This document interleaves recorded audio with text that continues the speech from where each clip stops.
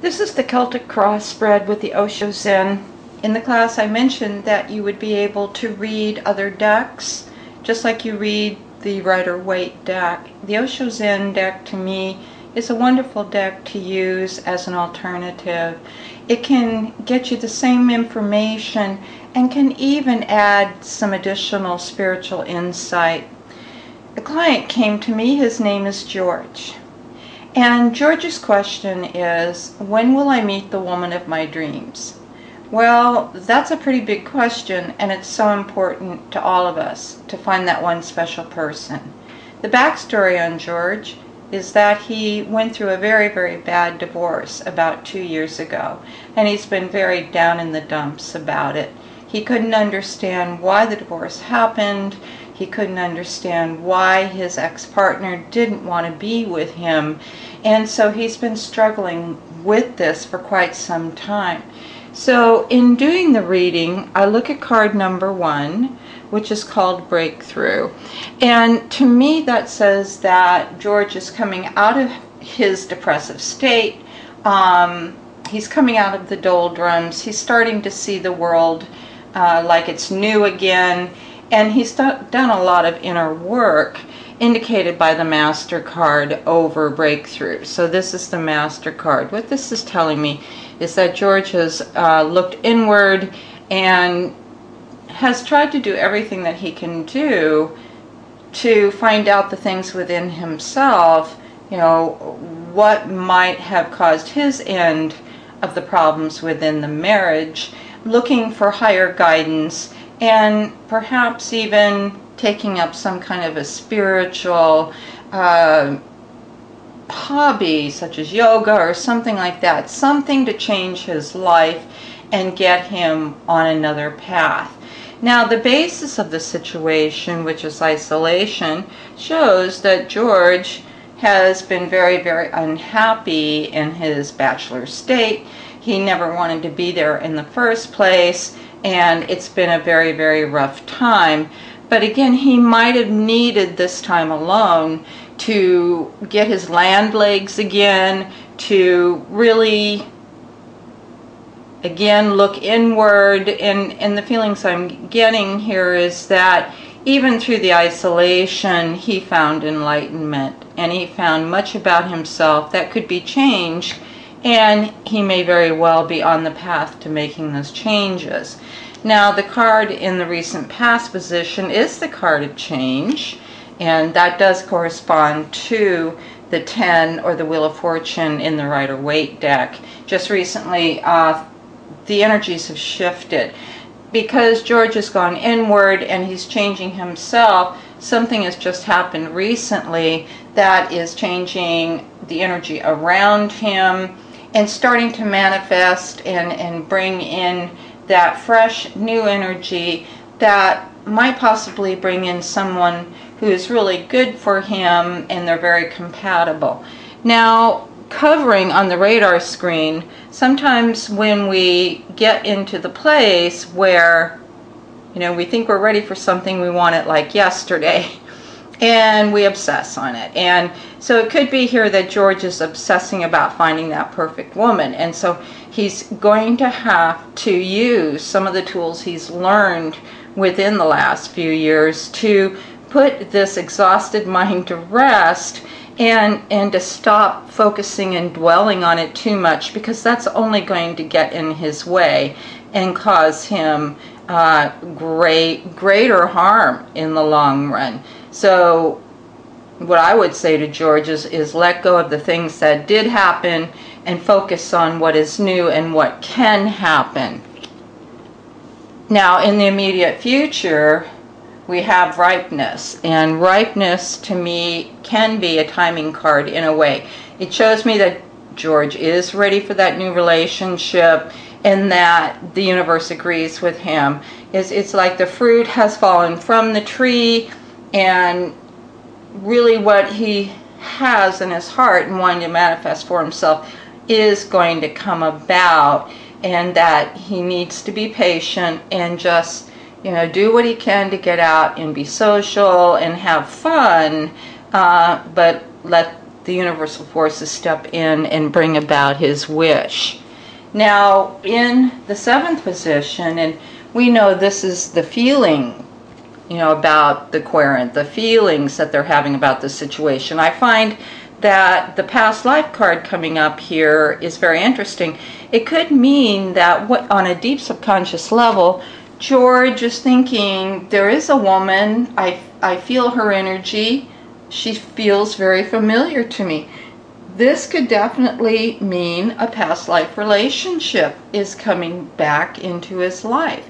In another lifetime, he may have been with a person, doesn't matter the gender, but a person who's very familiar with him and very important to him.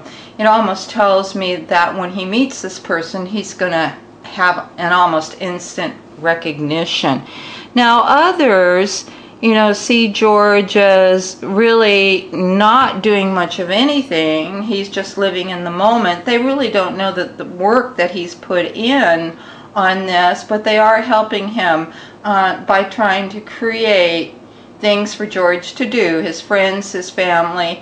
They're helping him to get back into society, so to speak, and just take his time and enjoy life as it is. Enjoy life as it is right in this moment. Okay, so we're moving up to the 9th position, and here his hopes, dreams, and wishes. Here we have the sharing card. Now this to me is the Queen of Wands in the Rider-Waite. Here is a woman, even though she's got dark hair in this card, she could have lighter hair, lighter to red hair. She's a very warm, wonderful, generous soul, very magnetic. She's been a mother herself. She really has it together, and overall is quite a good person. She would be very good for George. So this person is on the horizon, so to speak, even though she's not up here in the 5th position. This is what he's been dreaming of, and this, what I call Queen of Wands, or the sharing card, is definitely representative of this person who's going to come into his life and really be a beacon for him. So for me, this says that she's good for him in every way. She's not missed right now. She looks like she's a very definite long-term relationship when it finally begins. And because George has been through so much and has learned a lot about himself and how to be around others, it looks like it's going to work. And that's what I would say. And lo and behold, the outcome is the Lover's card. So this is a for sure thing. So, look forward to it, George. You have this relationship coming. It looks very compatible, like-minded people. The universe is really working to bring this together. And it's going to be a relationship that you will be so glad that you had in this lifetime. And you had the opportunity to experience something that's on a very high level, mentally, physically, and spiritually. Now, George might ask me, what's the timing with this? When is this person going to come? And so we can see if the universe is going to give him that answer. Sometimes we just have to go about our daily business, living in the moment, doing what's in front of us. And we can't really look for that relationship under every blade of grass. So let's just see what comes up. Maturity, adventure, and success. Okay. Now these are very good cards. For me, I get the feeling like, let's say this is earlier in the calendar year. Once again, George is grounded with the maturity card, and his life is fulfilled.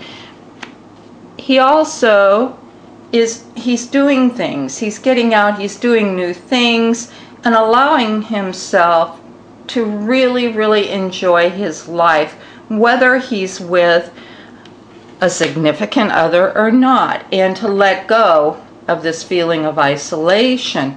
Now, when I look at the success card, it's got a lion in here, and it makes me reminiscent of the Rider-Waite and the Strength card. And for me, the Strength card is the time of August. So if George absolutely insists on a time frame, of when he's going to meet this person, I would say it looks like it's around the time of Leo or the month of August. And then I would put a caution with it. George, you know, when August comes, you don't have to run around like a chicken with your head cut off, going to every single thing there is and thinking every woman you see, is this her, is this her, is this her? You know, let things unfold naturally. You both will know when you come together that there's something special about this relationship. And so that's the reading. Now, I would also say on timing that if timing is difficult in this deck, and it can very well be, then I would pick up a Rider-Waite deck and then start putting down cards, and the first one coming up that has a lot astrological month attached to it, one of the major arcanas, then I would use that as the timing card. What else can I tell you about this? One of the things that I say to clients that are really looking for that significant other is that enjoy your life, be the best person you can be right now, make your life as full as possible, and then because you've put that wish out to the universe, or maybe it was in your life blueprint before you came into this lifetime, again, let things unfold and be happy and be satisfied. If you're living a fairly contented existence and doing the work on making yourself happy by yourself, then again, that relationship will manifest. And then sometimes that relationship might be 1 to 2 years out. No one likes to hear that. I've talked to numerous clients that when I mention it, it feels like it's not immediate. It feels like it's out there a little bit, and the face falls and they get all unhappy, and you say, you know, the way time is flying by right now, that person will be in your life before you know it. But the more you angst about it, the more you think and obsess on it, it's actually blocking the energies of that relationship coming in. So that's it on using the Osho Zen. It's a very wonderful deck, and you can see that you don't always have to use the Rider-Waite to do a reading with, although you can have the Rider-Waite deck handy to do things like timing.